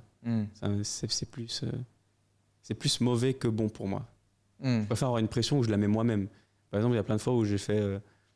En général, c'est ce que je fais, c'est que j'investis tout mon argent. Que ce soit en ce moment, là, j'ai investi par exemple dans une entreprise en France d'énergie renouvelable. En général, je mets tout ce que j'ai comme sous, hop, je mets tout ce que je regagne, je mets dans quelque part. Et je reste avec, on va dire, une bonne somme d'argent, mais une petite somme quand même, par rapport à ce que j'ai en patrimoine, entre guillemets. Et comme ça me dit travailler. Sinon, c'est comme en 2022, où j'ai beaucoup d'argent, mais je fous rien. Et donc, quand je me dis j'investis, certes, ça va beaucoup payer plus tard, mais à un moment donné, là, si je travaille pas, je peux pas tenir comme ça 1 an ou 2, tu vois. Donc là, tu continues à faire all-in? C'est ça que tu me dis? Ouais. All-in, je continue toujours à faire all-in. Enfin, all-in, c'est moins all-in qu'avant. Oui, tu utilises une partie de ton capital. Ouais, une très grosse partie, ouais. Ah ouais. J'investis presque tout. C'est quoi la boîte dans laquelle tu investis, par exemple? Énergie renouvelable, c'est les panneaux solaires, etc. C'est avec un associé qui s'occupe de tout. Genre, juste moi, j'ai investi les sous et je récupère tous les mois, quoi. Ok, cool. Est-ce que tu aurais des anecdotes, par exemple, des histoires de ouf que tu as vécues avec des modèles ou des histoires de vie que tu as pu rencontrer depuis que tu fais ça, depuis que tu fais cette activité? Vraiment des histoires un peu what the fuck. Histoire what the fuck, je sais pas si c'est what the fuck. Ouais, une anecdote, quoi. Je sais pas, les plans A5 et tout, je suis là pour filmer, on va dire. Ah ouais, d'accord. Des trucs comme ça, c'est marrant, quoi. C'est spécial, quoi. C'est genre, j'ai l'impression que je suis Jackie Michel, quoi. Ah ouais. Ah ouais. Ah, je te jure. C'est en plus, tout le monde parle de Jackie Michel, mais c'est quand même un site de merde, quoi. Oui, c'est vraiment de la merde. C'est vraiment nul, quoi. Après, j'ai pas jamais. En fait, j'ai déjà entendu parler de Jackie Michel, mais jamais regardé. Tu vois, genre en général, quand je regardais, bah, c'était Pornhub ou des trucs comme ça. Tu vois, Ils ont une forte brand. Mais c'est fou, tout le monde parle de Jackie Michel, mais même sur Pornhub, je vois pas de vidéo, il y avait Jackie Michel. Non, c'est rincé. C'est rincé, ouais. C'est des scénarios, il me semble, non? Ah ouais. Ouais, c'est ça. Ouais, ok, ouais. Ah ouais, en fait, ok, parce que moi je pensais que ton job aujourd'hui se limitait uniquement à genre manager ta team, recruter des modèles, sortir, faire de la présence et tout. Non, tu prends aussi la caméra des fois et tout. Parfois, faut rigoler, ouais. Ah ouais. C'est pas une caméra, hein, en fait, il faut savoir sur OnlyFans, c'est que les gens, ils aiment bien que c'est du contenu organique, naturel, ouais, comme si c'est authentique, ouais. L'iPhone, tu finis l'iPhone, oh là là, Ah c'est ouais. tout, ouais. Ah ouais, d'accord. Mais moi, derrière le téléphone, je suis comme ça. Hein. C'est Ah trop ouais. moi, ouais, n'importe quoi. Ah ouais, ok. Après, c'est des expériences de la vie, ça me fait rire, quoi. C'est oui. professionnel. Parce que du coup, t'organises des moments contenus, tu vois, dans tes semaines et tout. Parce que bah, du coup, il faut que tous tes modèles soient sur Dubaï pour pouvoir faire ça. Non, pas toutes. Parfois, il suffit. Parfois, il y a même des modèles, c'est pas les miennes. C'est juste pour rigoler, quoi.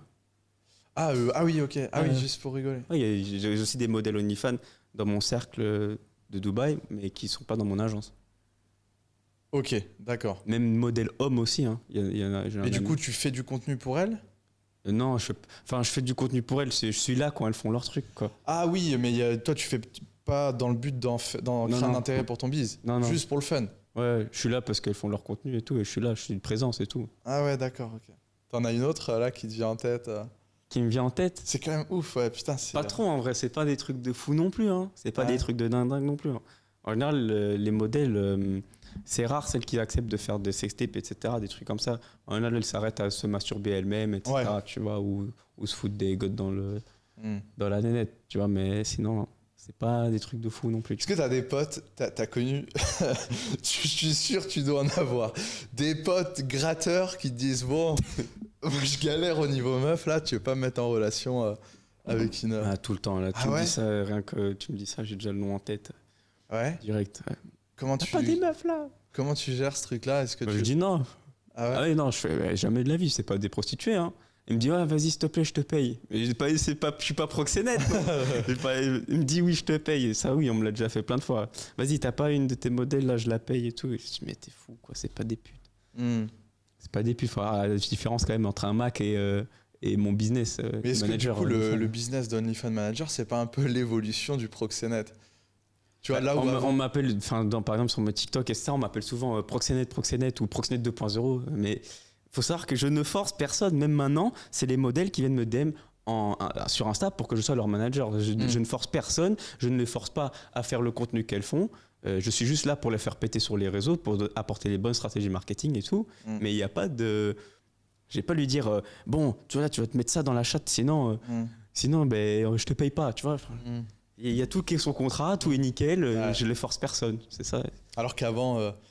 Avant les proxénètes, mon père me racontait, lui qui a vécu à Nice dans le sud, il me disait à l'époque, il y avait des prostituées qui étaient dans une rue, tu avais le Mac qui les protégeait, tu vois, pour pas qu'elles se fassent agresser, donc elles étaient sous la protection et à la fin de la journée, il fallait qu'elles...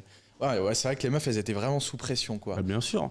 Maintenant c'est les meufs elles-mêmes qui viennent me DM et tout.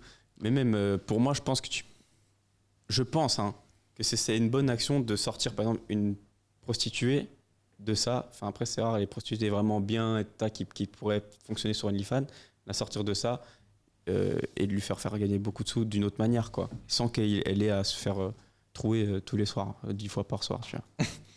Je trouve, hein. Ouais, bah ça... Je trouve ça meilleur qu'être une pute, quoi. Ça se discute, et les amis, dites-nous dans les commentaires ce que vous pensez. Est-ce que voilà, selon vous, le fait d'extraire les prostituées traditionnelles pour en faire des figures OnlyFans, c'est quelque chose de bon. Voilà, le débat est ouvert, n'hésitez pas à nous donner votre avis. dans les commentaires. Je vois Joe, il est dubitatif sur son visage. Mais c'est cool. Ça me fait rire. Ces potes gratteurs, parce que moi, je serais sûr, je serais dans ta position. J'ai déjà les noms en tête des mecs qui me diraient, tu sais, tes potes en chien qui te disent, ouais, vas-y, tu veux pas. On m'invite souvent aussi en soirée, parce qu'on sait que je peux ramener des copines, mais déjà, je sors plus, je bois plus d'alcool depuis 4 mois. Donc là, si tu avais un petit verre de Jack, je l'aurais pris. Mais je ne bois plus. Normalement, je ne bois plus. Ah ouais, ok. Et aujourd'hui, comment donc tu as investi dans plusieurs. Aujourd'hui, c'est quoi? On va dire, donc tu as la majorité de ton temps, tu le mets sur quoi dans tes journées? Genre, c'est sur ton agence, tu gères tes invests? C'est quoi tes journées? Là, en général, c'est soit je réponds aux DM de femmes ou de modèles, etc., de futurs modèles qui me DM. Soit, là, je suis surtout focus sur ma formation. Donc, toute la journée, je suis là. Et surtout que j'ai du mal. Du coup, je me reprends tout le temps. Je recommence. Je prends des heures à faire une vidéo qui dure 20 minutes peut-être. Et sinon, c'est surtout ça. Là, je suis vraiment focus sur ma formation et faire du contenu pour TikTok. Parce que là, je commence sur TikTok. J'aimerais bien avoir une bonne communauté, quoi. En fait, les réseaux, genre, ça te permet de faire venir à toi des modèles. Faire déjà des modèles. Faire découvrir aux gens ce que je fais et pourquoi pas avoir des personnes intéressées pour suivre ma formation, quoi. Dans ta formation, tu vas apprendre aux gens à devenir des managers. Comment avoir une modèle ou même des personnes qui ont par exemple une copine qui veulent se faire. Il y en a beaucoup qui sont en couple et leurs copines veulent se lancer sur OnlyFans et ils font ça à deux. Comment manager, comment avoir les bonnes stratégies marketing, comment fonctionner, etc. C'est pas obligé d'être une grosse agence, tu peux très bien acheter la formation parce que tu as une copine qui veut le faire. Et voilà, c'est donnant, quoi. Et selon toi, c'est quoi un peu les différences? Parce que tu as beaucoup de meufs, je pense, qui font ça sur le marché. C'est quoi la différence entre une meuf, je sais pas, qui va faire 100 000 euros par mois et une autre qui va galérer à 2-3 000 par exemple? Ça c'est uniquement dépendant à son travail. Il y a une modèle, on va dire, de mon critère. Après, chacun a des critères physiques. Mais pour moi, c'est une 7. Et j'ai une modèle, c'est une 10. La modèle qui fait 10, elle fait 15 000 euros par mois. Celle qui est une 7, elle en fait 70 000, tu vois. Et la différence entre les deux, c'est que celle de 70 000, elle fait 5 TikTok par jour, 5 réels, où elle travaille au moins 4 heures par jour. Alors que l'autre, elle va faire quoi? Elle va faire 1 heure par jour, elle va faire ses 2-3 TikTok, elle est contente, elle nous les envoie, elle est contente, elle a eu son petit salaire, enfin son salaire, un bon salaire quand même. Elle a assez pour acheter son sac, etc. Elle est contente. Alors que l'autre, elle a toujours plus faim, elle va encore faire plus. C'est la dalle, quoi. Ouais, elle a acheté une nouvelle voiture, elle a acheté une maison, et voilà, tu vois. Et la différence entre les deux, c'est vraiment le travail, et c'est pour ça que, je l'explique aussi dans ma formation, c'est de leur instaurer un mindset quand même faut pas qu'elle se repose sur ses lauriers, surtout au début quand elle va commencer à faire ses premiers sous, surtout pas, et leur inculquer que le travail paye, et beaucoup de travail, et même limite de plus en plus, tu vois. C'est important. Tu me parlais donc tu disais la différence par exemple de la 7/10 qui elle fait 5 réels par jour, pour 4 heures de travail, elle prend elle produit 70K, donc je sais pas, mais donc elle veut dire elle prend 30-35 par mois. Tu t'imagines aujourd'hui une nana pour 4 heures de travail par jour, elle prend 400K par an. C'est ouf, hein. Enfin, c'est par rapport mais même je te dis 4 heures, c'est de la grande fourchette, hein. Parfois elle peut faire beaucoup moins, elle peut travailler peut-être 1 heure ou 2 heures. Mais la différence, c'est qu'elle produit ses 5 réels, ses 5 TikTok tous les jours. Tu vois. Elle a une discipline. Plus elle est là pour faire le contenu, OnlyFans, tu vois. Donc, en tout, on va dire une fourchette, elle travaille entre 2 et 4 heures par jour. Tandis que l'autre, elle va travailler 1 heure, 2 heures.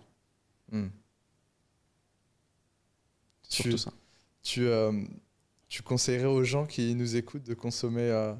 de consommer du OnlyFans? Non, moi je suis là pour prendre l'argent des blaireaux, si je peux dire ça comme ça. Et voilà, si les gens qui sont là, je ne vous conseille surtout pas, et encore moins d'aller essayer de trouver mes modèles, etc., de prendre leur abonnement, je ne vous conseille pas. Et j'ai pas besoin de vous pour faire des sous dans tous les cas. Ça mérite d'être clair. Non, c'est top. Ok Anthony, franchement j'ai vraiment kiffé l'échange.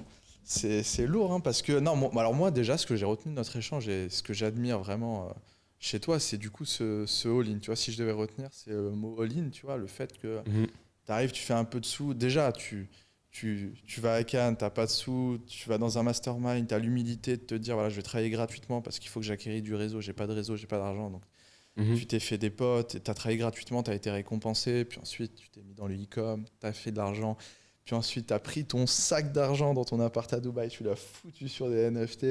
Il y avait 50% de chance réussite, 50% ça n'avait pas marché. Puis tu avais aussi le timing, c'est que tu étais dans le bon timing. Moi je connais plein de potes qui ont lancé des projets NFT, qui ont mis des gros moyens, mais il n'y avait plus le time du marché, c'était déjà en bear market, et ils ont perdu, quoi. Ouais, c'est ça, ouais. Et donc boum, et puis là tu as scalé. Bon, après tu as fait aussi des conneries à tes dépens, mais c'est incroyable à ton âge de pouvoir dire bah voilà, tu vois, maintenant tu achèterais une Rolls au bon prix. Oui, j'achèterais plus de Rolls. En plus c'est ennuyant et c'est un bateau à conduire, laisse tomber. Et je la conduisais même pas ma voiture, j'avais un chauffeur. Ah, tu mettais un chauffeur dedans? Ouais. Et c'était vraiment juste pour je suis le boss, quoi. C'est vraiment juste ça, hein. Sinon c'était bidon, hein.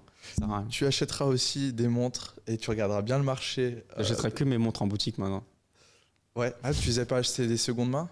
Ah, c'est toutes des secondes mains, sauf mes Rolex. Ah ouais, ok. Les Rolex c'est en boutique, sinon le reste c'est impossible. Surtout un jeune comme moi, c'est impossible. Il faut être déjà plus vieux, avec déjà de l'ancienneté, etc. Sinon c'est pas possible. J'ai déjà essayé même une wish list, donc c'est une liste de souhaits. Même ça, ils veulent pas te mettre dessus, c'est pas possible. Et tu ne prêteras plus d'argent à une personne qui a un G63 et une Patek, parce que s'il a besoin d'argent, il a qu'à vendre sa montre. Voilà, c'est ça. Ça tue. Putain de merde.